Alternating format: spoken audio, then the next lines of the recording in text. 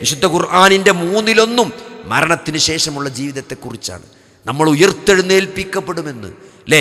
നമ്മളെ ഇതേപോലെ സൃഷ്ടിക്കാൻ അള്ളാഹുവിന് സാധിച്ചിട്ടുണ്ടെങ്കിൽ, നമ്മളെ വിരൽത്തുമ്പുകളെ അള്ളാഹു രൂപപ്പെടുത്തിയിട്ടുണ്ടെങ്കിൽ അല്ലേ? നമ്മൾ ഫോൺ നമ്മൾ ഫിംഗർ പ്രിൻ്റ് വെച്ചാണ് ലോക്കാക്കുക അല്ലേ? നമ്മൾ വിരലടയാളം പതിക്കണം. എന്തുകൊണ്ടാണ്?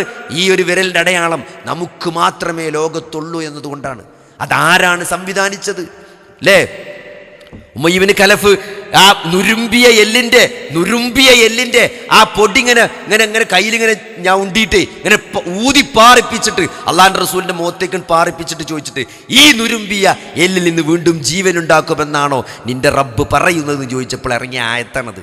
നിങ്ങളുടെ വിരൽ തുമ്പുകളെപ്പോലും രൂപപ്പെടുത്തിയവന് അള്ളാഹുവിനെ നിങ്ങളെ രണ്ടാമത് സൃഷ്ടിക്കാൻ എന്ത് പ്രയാസമുള്ളത്? നിങ്ങൾ ആലോചിച്ച് നോക്കി. നിങ്ങൾ അന്നും അവനോട് പറഞ്ഞ മറുപടി ഇന്നും ആ ആയത്ത് ജീവസുറ്റതായി ഖുർആനിൽ നമ്മളോട് ഇങ്ങനെ സംസാരിക്കുകയാണ്.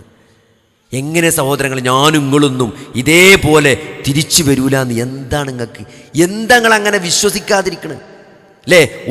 ഒരു മാങ്ങൻ രണ്ട് ഈപിട്ടാൽ ഒന്ന് വെള്ളം തട്ടിയാൽ അത് പൊട്ടിത്തിളർത്ത് മുളച്ചു വരും.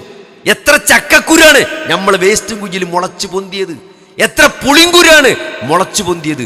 മനുഷ്യരെന്ന സങ്കീർണമായ ജീവി മാത്രം അതിൻ്റെ വിത്തിൽ നിന്ന് മുളക്കൂലാന്ന് എങ്ങനെയാണ് നിങ്ങൾ നിർഭയരായിരിക്കുന്നത്? സാധ്യമല്ല. നമ്മൾ ഇതേപോലെ ജീവിപ്പിക്കപ്പെടും.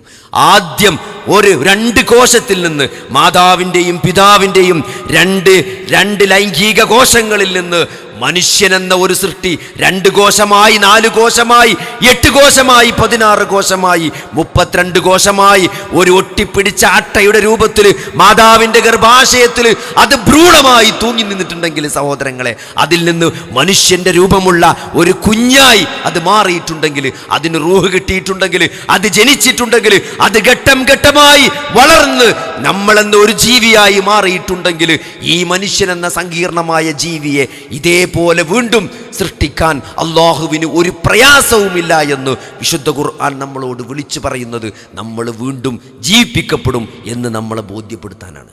അതുകൊണ്ട് മരണത്തിന് ശേഷം ഒരു ജീവിതമുണ്ട്. അതാണ് യഥാർത്ഥ ജീവിതം.